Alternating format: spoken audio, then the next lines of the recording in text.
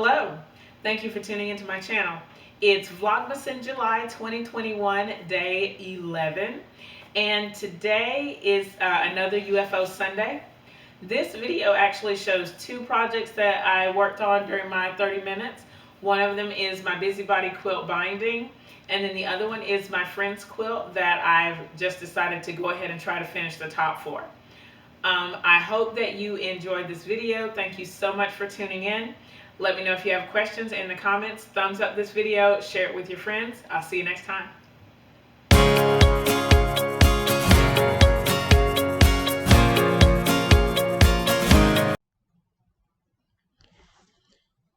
Right now I'm working on the binding for my busybody quilt. This is a quilt that I've been working on for several weeks on my channel. I have a playlist where I did a quilt along or a sew along with the top of this quilt, and I'm going to put a picture of the quilt in here, and I will link the playlist in the description box so you can go back and check that out when you get a chance if you haven't already.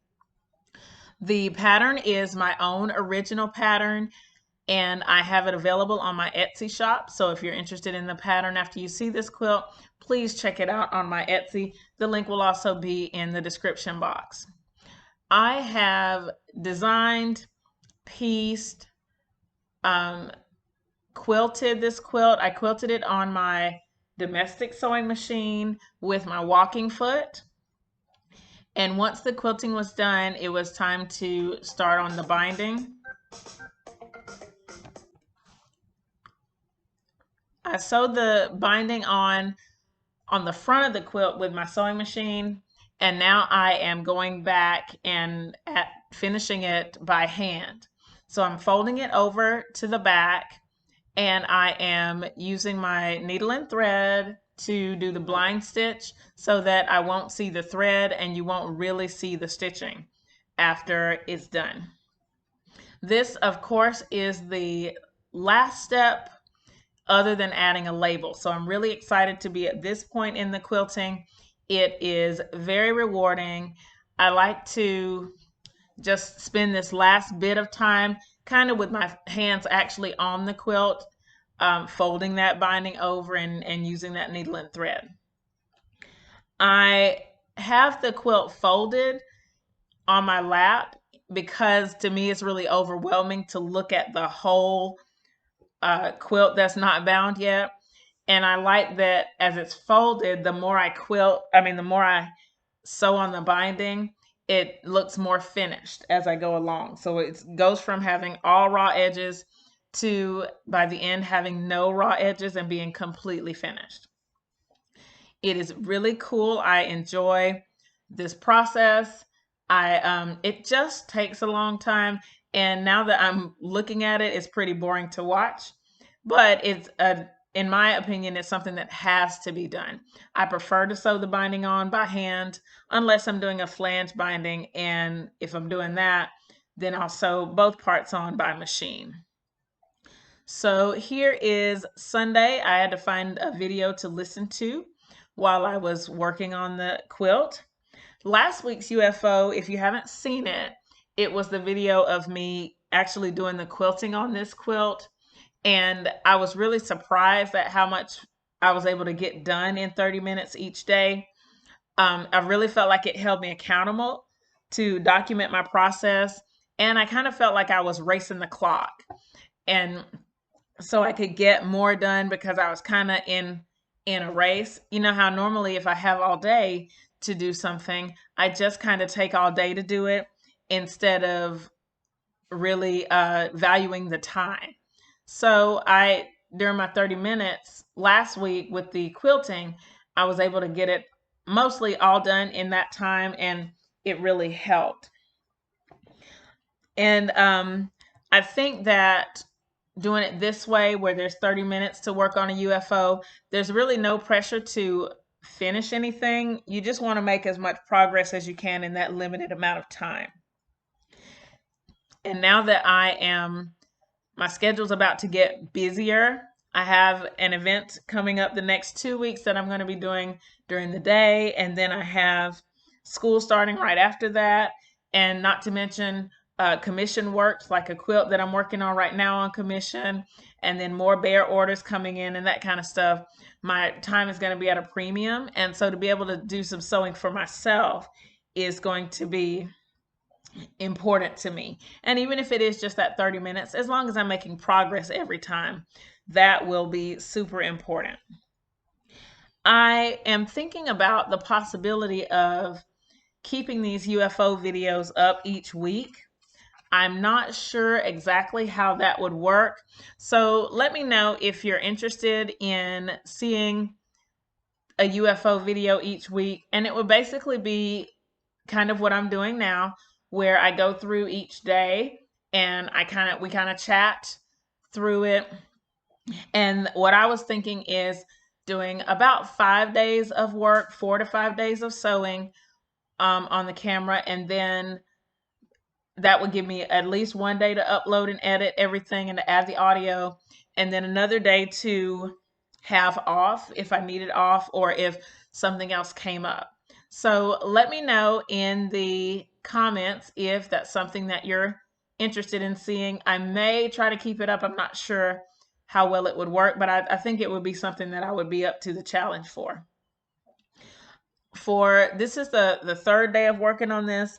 I'll explain a little bit of what I'm doing. I am left-handed, and so of course my stitches are going from the left to the right. I just grab a piece of the backing fabric, and then I take the needle through the fold of the binding, and that's kind of what gives you the stitch look. So it's blind and you don't actually see the stitches, but to me it really secures it nicely. I found in my 30 minutes of work that I can do about 1/4 of the long side. So it's pretty slow and go. If I wanted to do this every day as my 30-minute deal, I think it would take about 2 weeks. So I'm not going to do that. I'm going to instead, after today's progress on this, I'm going to switch to a different project. For me, binding is something that I like to do in the evening or just when I'm vegging out. So if I'm watching TV or if I just need to take a break from the sewing, the other stuff that I'm working on, it's something that I can just sit down and do and not be worried about it. If I'm watching TV, then I would probably do this for way longer than 30 minutes, especially at this point when I'm kind of ready to just have it done. So I think that it would be a better project for just sitting in front of the TV and doing. But I did want to go ahead and show it as a part of my UFOs just to see how I like it. But I don't think that it's something that I'll continue. So right now I changed the way I folded the quilt because I finished half of that one side. So it's really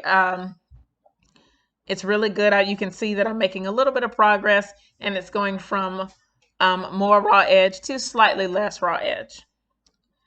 So after this one, it's time for me to switch projects. I'm going to switch to my friend's quilt.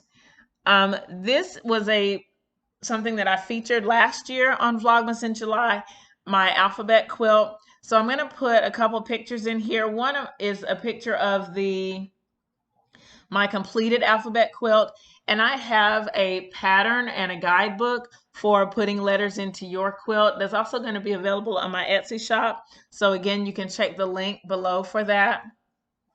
And then I'm going to put a picture of these pieces. I think I have a picture of these pieces all laid out in the proper way. I ended up doing the letters first, and then I went back and added some numbers. So all of those, hopefully you can see those in the picture if I remember to put it in there. What I'm doing right now, since they've been sitting in a box folded, I'm just giving the letter rows a quick press so that they can get ready for the sashing. When I opened the box, I already had the sashing cut out, which was kind of a surprise for me that I had gotten that far ahead. So it's really simple to just sew those together. That's what I'm doing right now. I'm just going to sew the sashing pieces together. I'm just doing 2 with the fabric strips. These strips are 4 inches wide. My letters finished at about 3 inches square, so the sashing is going to be a little bit longer. For my leader ender, I'm actually doing my Pellon paper string or Pellon paper foundation for my scraps. Now I'm just going to press those seams that I just did so that they can be ready to lay out with the fabric, with the rows. So you can see the words here. These are the words for her sorority, or the letters for her sorority. And I'm just going to add the sashing in between them. I think in a lot of cases you might measure to have an exact measurement. And while I do have the exact measurement written somewhere, I just didn't feel like it. So I made each row a little bit bigger than I made each sashing strip a little bit longer than the row, so that hopefully they'll be easier to do. I had to change out my thread because I had an ivory colored thread, and so I wanted to change it to a light gray that I use for the rest of the project. I am just sewing on the first row, and I think while I was doing this, the timer went off, but I just went ahead and finished the part that I was working on. So you'll see after this that I am going ahead and doing a leader ender. I'm sure that the timer already went off. This day I just had a lot of steps to do, and so I didn't get to actually do that much sewing. So I'm going to add my leader ender here, and that's the last part of Tuesday. So as we get ready to go into the Wednesday, I'm finishing up sewing the sashing on the other 2 rows. And then I'm going to be pressing everything so that so I can get ready to sew these larger sections together. I'm really happy with the progress that I'm making with Vlogmas in July. I like being sort of on top of my game and having the videos done ahead of time. I'm still accepting suggestions. If you have any suggestions of things that you want to see, that you want me to add to Vlogmas in July, please leave those suggestions in the comments. You can also ask questions for the Q&A session. That's going to be coming up. I have several questions already lined up. So if there's something else that you think of that you want me to add to that list, I would love to add more and answer more questions. So feel free to leave those in the comments as well. I'm finishing up this last sashing row right here, just adding it a little bit at a time, 1/4 inch seam, that gray thread. And since that's the last one, I am doing my leader ender here. I had to cut the selvage off of this piece. I didn't have to, but I just chose to. Okay, so now I'm cutting the longer ends, cutting those off of each side. The bigger pieces I kept for my crumbs, but the smaller pieces are going to my dog bed. And after I get all of these done, then I'm going to press press that sashing down. I'm pressing all of my seams toward the sashing, and I had to find a video to listen to while I'm sewing. So I'm just adding this here and pressing these down for each one. It's a really good process. I can't believe that it only took like an hour to get all of these things done. And so my next step after I get done with this is I'm going to start pinning the larger sections together and get ready to sew those in my next UFO video. So here you can see everything laid out, and it has that sashing. It looks so much better. I'm just pinning this. If you have any questions, leave them below. Thanks so much for watching.